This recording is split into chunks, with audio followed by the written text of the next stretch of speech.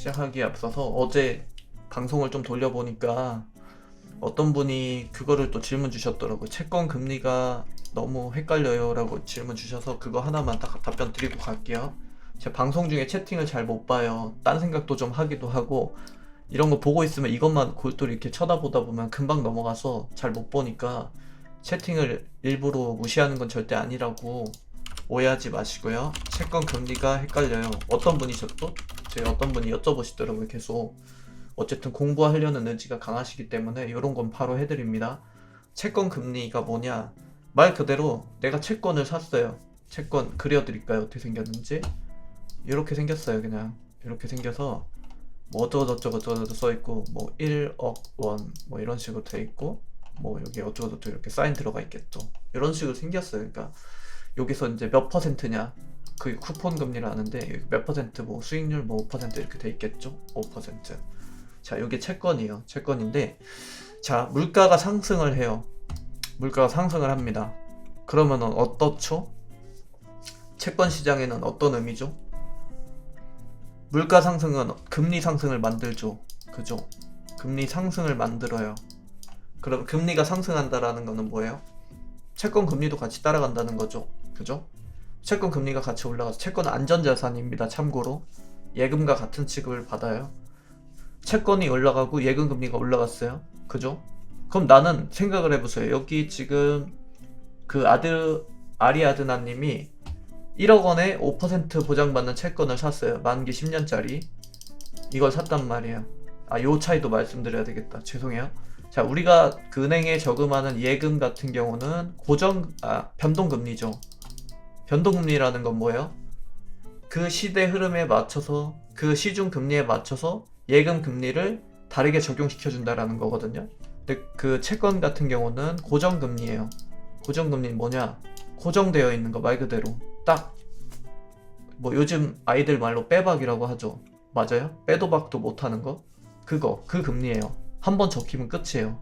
그걸로 계약을 하는 거기 때문에. 그러면 보세요. 채권 금리가 올라갔어요. 이걸 뭘 의미하죠?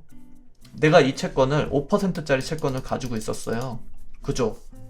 근데 은행에서는 이제 7%짜리 채권을 새로 똑같은 거를 발행을 시켰어요. 그러면 아까 아드아리나님 맞죠? 아드아리나님은 5% 보장받는데 요번에 새롭게 들어온 겨울님은 7%를 받아요. 똑같은 채권인데 똑같이 1억 원을 투자했는데 아드아리나님은 5% 받고 우리 겨울님은 7% 보장받아요. 그럼 누가 짜증이 나요? 먼저 산 아드아리나님이 짜증나죠. 그거예요. 그 개념이에요.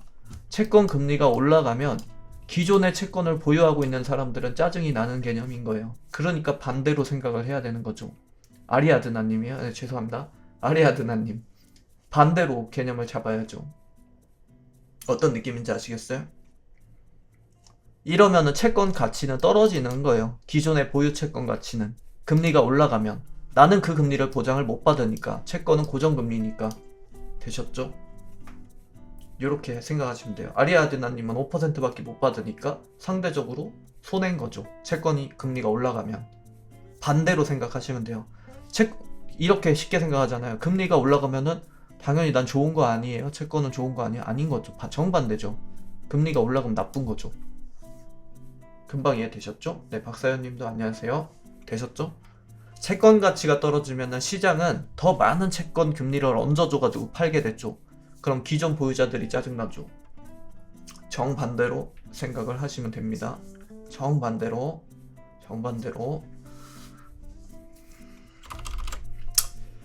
그렇게 하시면 되고요. C2에 던지셨다고요? 아이고, 욕심을 절대 부리면 안 돼요. 진짜 제가 몇 번이고 제일 강조하고 싶은 거는 초보자분들 정말 무조건 들으셔야 되는 게 욕심 절대 내시면 안 돼요. 한 번에 바꾸는 것도 다 바꾸면 안 돼요. 그게 얼마나 위험한 행위예요. 우리가 그 오징어 게임 보셨던 분들 아시겠지만 이렇게 마지막 게임 보면 그 유리판을 이렇게 한 발 한 발 나아가잖아요. 주식시장은 전쟁터라고 했잖아요. 언제 어디서 무너질지 몰라요. 그러니까 나갈 때 너무 급하게 가면 안 돼요. 천천히 한 발 한 발 가는 거예요. 천천히. 주식을 팔거나 살 때도 변동성에 대비를 하는 거예요. 변동성에 항상 대비를 하고 있어야 돼요. 제가 하방을 기다리고 상방 가도 괜찮다라는 이 개념을 설명드렸던 것은 굉장히 많은 것들을 내포하고 있어요. 한 차례의 매수 고작 한 3주를 사더라도 상방과 하방을 다 가지고 있어야 돼. 내가 항상 주식시장에 따라다니는 게 아니라 내가 먼저 가 있어야 돼요. 그리고 따라오는 주식시장에 맞춰서 내 발을 내디뎌야 된다고요. 그러면은 교체 매매를 하거나 평단을 낮출 때에도 한 방에 다 던지고 그거를 하방에서 잡는다 그러는 순간 끝난 거죠. 완전 망한 거죠. 그러다 올리면 어떡해요? 누구도 100% 올릴 것이다 내릴 것이다에 대한 장담은 못해요. 그거는 외국인들의 손에 달려있기 때문에. 그래서 할 때는 정말 소량으로 하든 여러 번 나누든 하셔야 돼요. 매번 말씀드리지만 초보자분들이 최하단과 최상단을 잡을 가능성은 제가 봤을 때 0.1%도 안 될 거예요. 그럴 바에는 그냥 중간 정도만 하시면 돼요.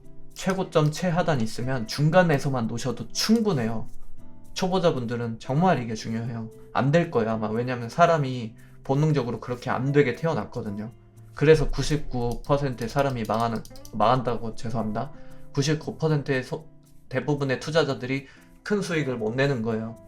근데 그걸 깨야 돼요. 우리 1% 되고 싶은 거잖아요. 그러려면은 인간이 가지고 있는 그 본능부터 버려야 돼요. 그냥 나는 기계다라고 100번 외치세요.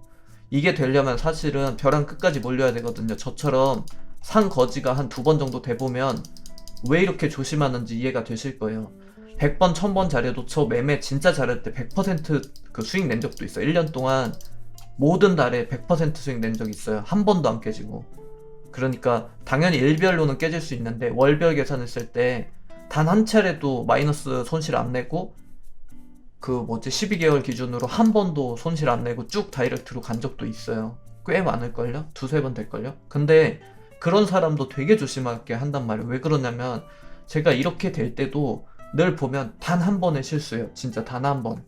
그래서 주변인들 말 듣고 야 그거 M&A 들어간단다 해가지고 나는 뭐 자신 있으니까 하고서 잘못 몰빵했다가 그냥 한순간에 날아간 적도 있어요. 그러니까 진짜 저처럼 산거지가 돼보면 막 그 통장 내역 12불 남아보면 그러면 그때 가서 좀 알 거예요. 느낄 거예요.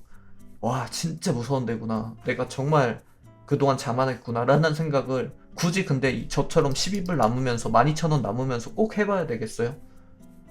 그 불순물인지 된장인지 꼭 찍어 먹어봐야 알 필요는 없잖아요. 그러니까 제발 부탁인데 욕심내지 마세요. 그리고 한 종목에 몰빵하지 마세요. 제발. 뭐가 좋다 그러면 그거에 몰빵하지 마세요. 무슨 근거가 있다고. 저는 10개 중에 6개 맞춘다 마인드예요. 근데 솔직히 속마음으로는 더 자신 있죠. 10개 찍으면 8개는 간다 마인드긴 한데 근데 6개만 맞춰도 좋다라고 생각은 해요. 머릿속으로. 그러니까 마음은 그렇게 안 하지만 머릿속으로는 생각한다고요. 그러니까 제가 했다가 10개 중에 하필 그 마지막 4개가 될지 안 될지 어떻게 알아요? 절대 몰빵하지 마세요.